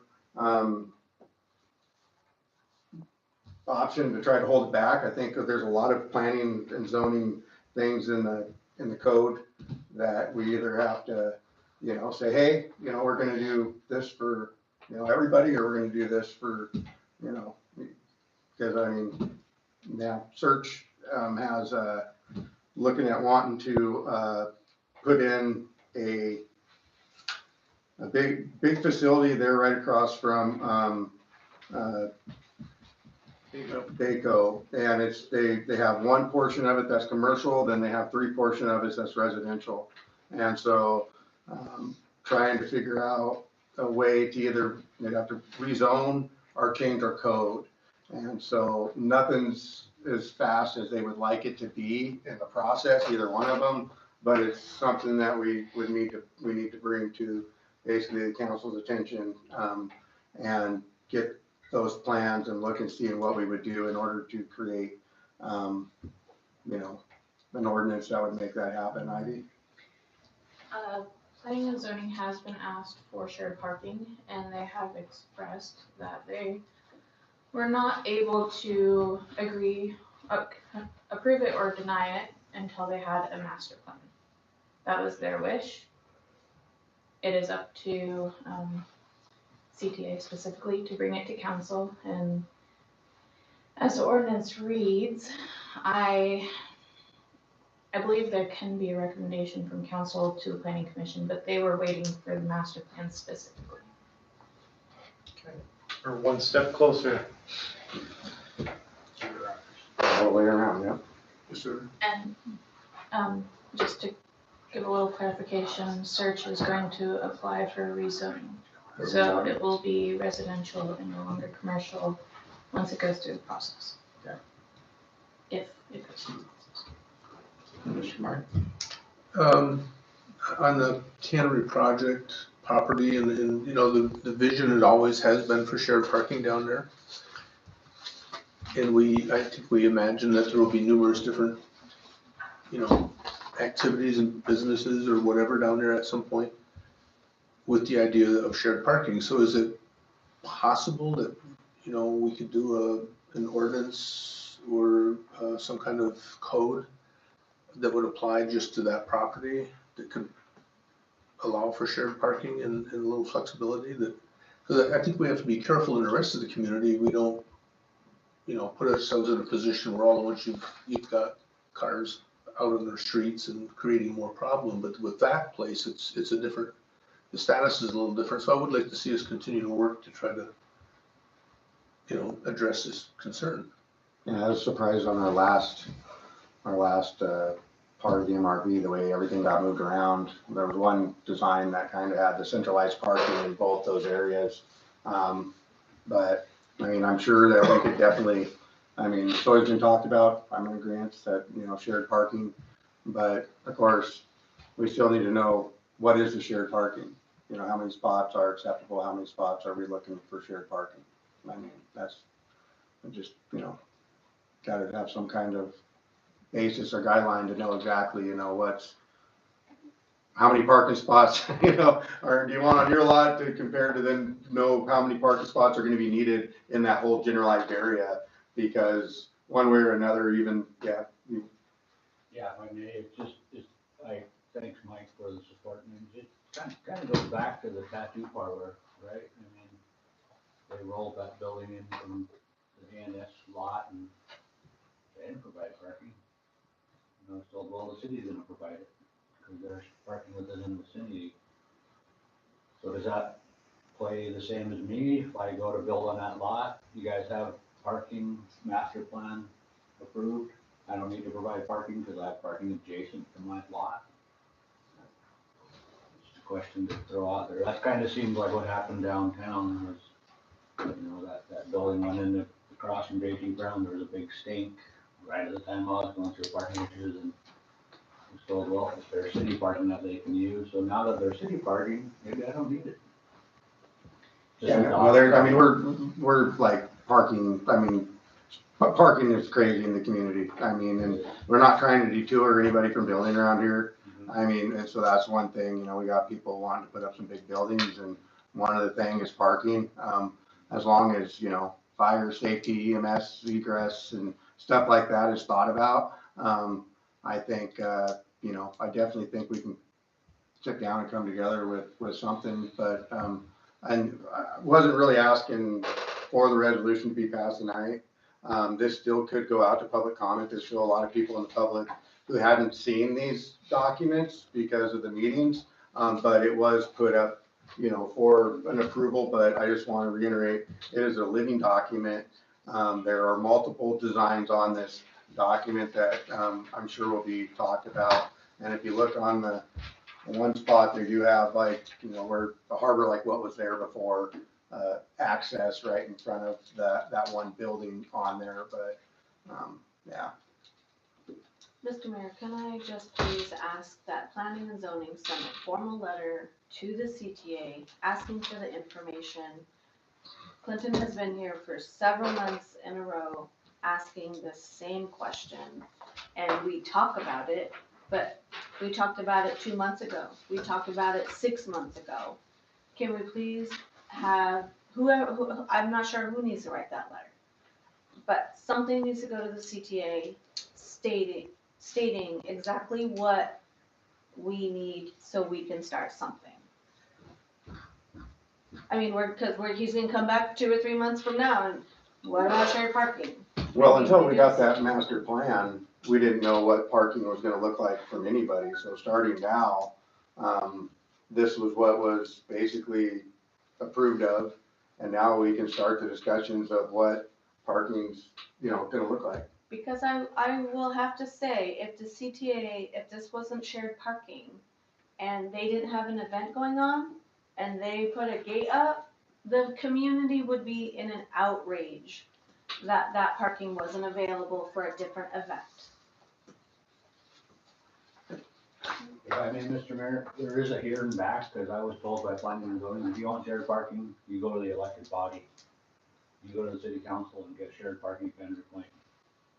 So there's just no communication. Yeah, no, I haven't, no one's ever came to me and said like, hey, you guys need to address this situation with this. I thought we were, you know, moving on with the master plan, but there's been a lot of, evolving lately, so, Maybe we could sit down with the planning chair meeting. you know, and now once this is a living, you know, public document.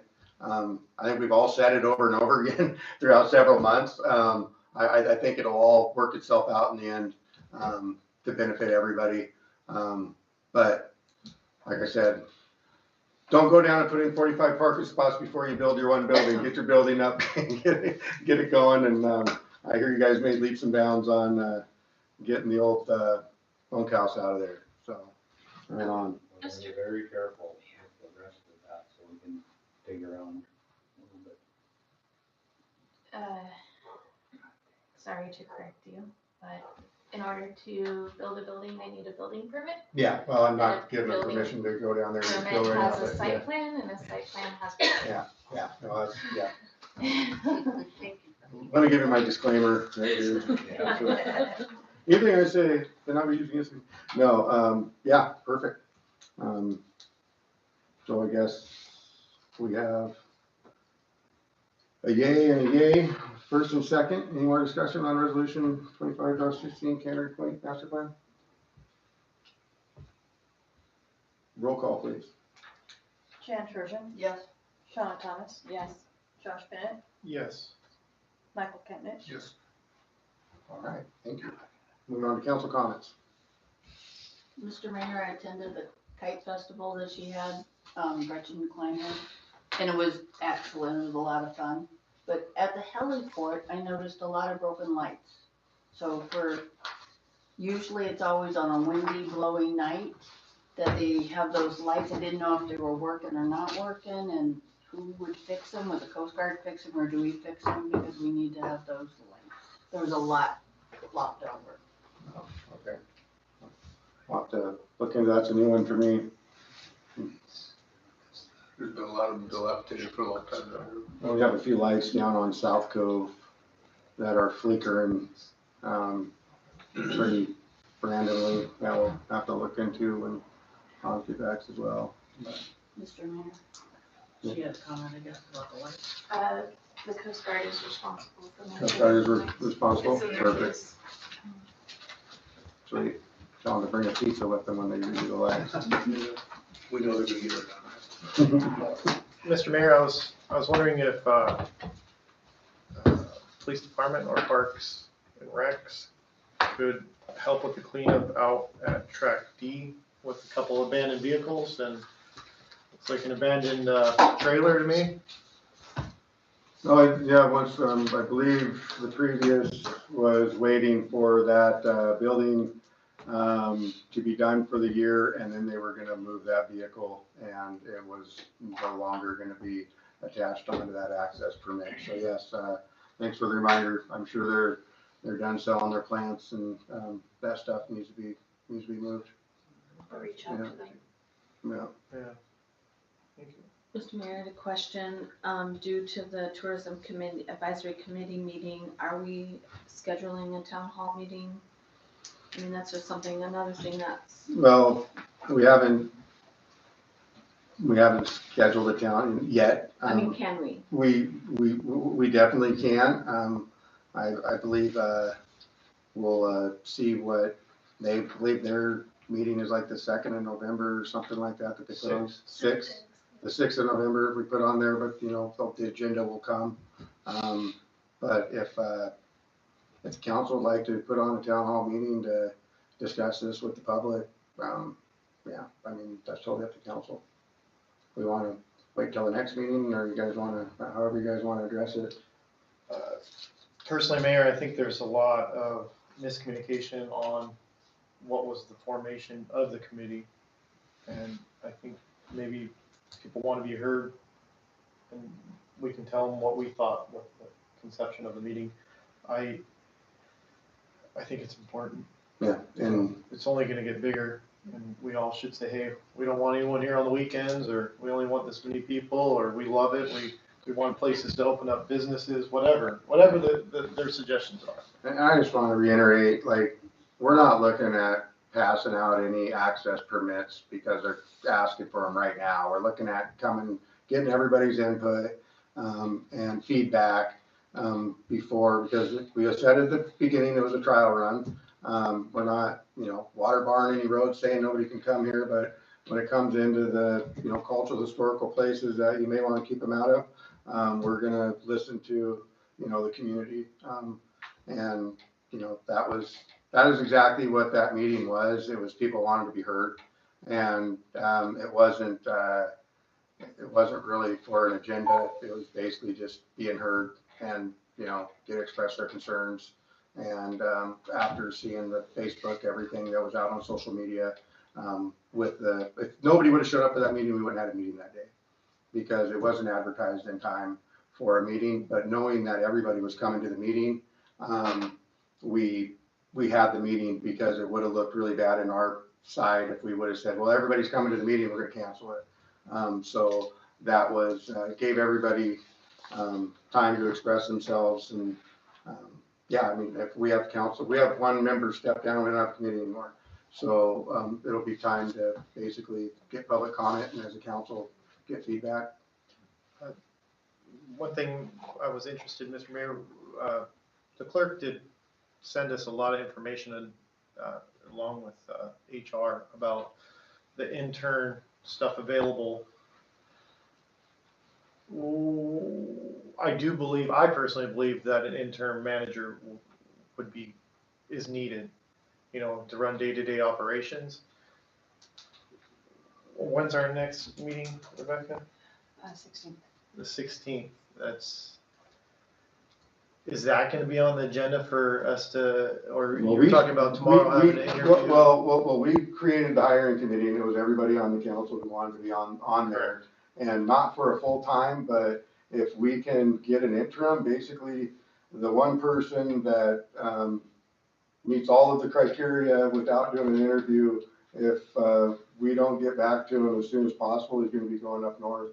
And we're gonna miss the boat, but if we, and like I said, he can be here a month, he can be here 2 months, he can be here 6 months. But if we wait till Monday, he'll, So I don't believe code states that you need approval to hire an intern. I just wanted to bring it to you guys and let you guys aware, and I can't discuss anything with you guys unless it's in open public, so that's why I sent you guys all the information of the request, for housing, for the cost, and for,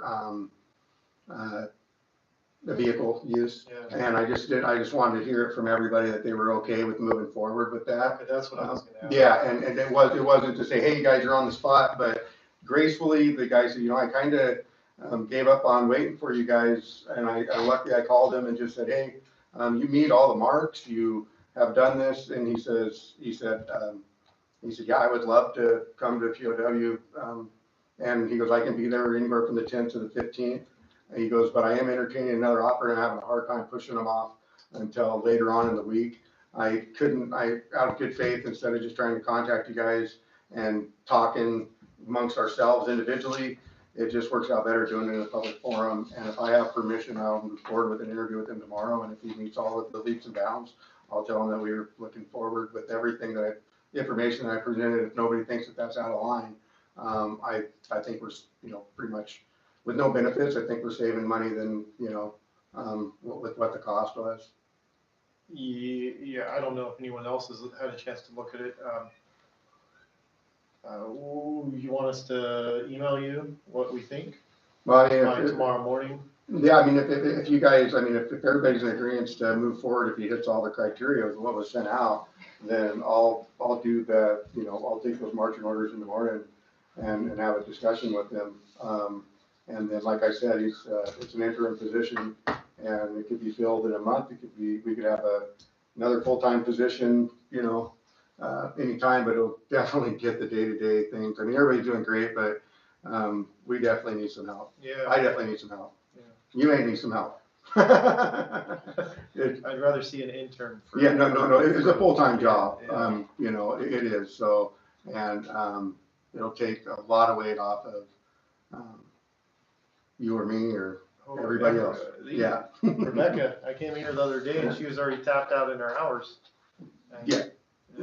So. Reminder to just reply to just the mayor, not reply all. Oh. So we don't have a meeting. Oh, yeah. Dang it. But no, perfect. I like it. Mike? Two things first, I'm comfortable with you going ahead with a decision on that, on an interim. And then second, I've brought this up a couple times, it's been part of the discussion in various ways. Fire and EMS recognition, over the last couple months, I have talked to at least one member of both that have been here for literally decades. And they both agree that, finding an avenue to recognize certainly, the long-standing prominent members is appropriate. And I would like to ask that we advise them that they're welcome to put together some kind of a suggestion for us to adopt, to do that. Absolutely. We passed that code, it's in the ordinances. So we just recommend any of those individual people. But I'd like to see it come from them. Okay. They're kind of the, they know the entity day-to-day. I've been on the fire department in the past, but, the long-standing people, I talked to John Moots and to David Nelson, and they both acknowledge recognition is appropriate for quite a few people, actually. Yeah, just the weather for a barbecue. And we don't have to, I'm not saying we gotta have this next month, but maybe by springtime we could have something that we could consider. Yeah, even active or inactive, because there was a lot of people that spent time That'd be nice to have a day, pick a day out of the year every year that we recognize our first responders. Would be one way to kind of set it in stone for the, for the future. Yeah. But, no, I like it. Mr. Mayor, to Yes, save an email, I support you going forward with the interim. awesome, thank you. I had one other comment, just because we skipped over it. If we are not going to have a town hall meeting before the next tourism advisory committee meeting, or maybe we could add the goals on the top of the agenda, so people know I forgot what that statement is called. It's not goals, but I forgot. Mission statement? Yeah, Yeah, because, to be honest, because of that Facebook post, there were so many people that came in angry at them. That was their second meeting. Their first meeting was for them to introduce themselves to each other and to say what's gonna be on our agenda for the next meeting. That wasn't fair at all to anyone on that committee. I concur. So I believe Becca mentioned to me today that the next meeting you guys are talking about schedule or dates for the next. November 6th. So we might have to, depending on how the next council meeting goes on your guys' scheduling for the next few months, I might have to talk with the committee and change the November 6th date, because right now, I didn't realize, we were kind of in a rush and that was a really rough meeting. But I didn't realize that we had a council meeting on that same day, and they changed the time from 3:30 to 5 so that maybe more people could attend that wouldn't be able to during the day. So just wanted to let you know that I might have to change that depending on that meeting. So if it does, that would be why. I don't think they have enough members at the point right now. They don't have enough members to have a meeting. We need to get an official resignation. Unfortunately, Ms. Armstrong's gonna be stepping down on the planning and zoning committee, so we will be looking at putting out for planning and zoning as well. She's gonna, I think she's gonna take over her mom's place out St. Nick, so then she's not gonna be considered, even though she has a house in Craig, she didn't want it to be per trade, so she said that she will be stepping down in planning and zoning, so we'll have a spot that'll be posted for that as soon as we get her resignation as well, and she moves out to Port St. Nick, so keep that in mind. Move to adjourn. Second. All those in favor? Aye. Perfect, thank you guys. At 8:21. You want to go back? Okay. I'll let you know, I read over his whole thing, but I don't remember anything about housing. Yeah, I saw car, and then I saw.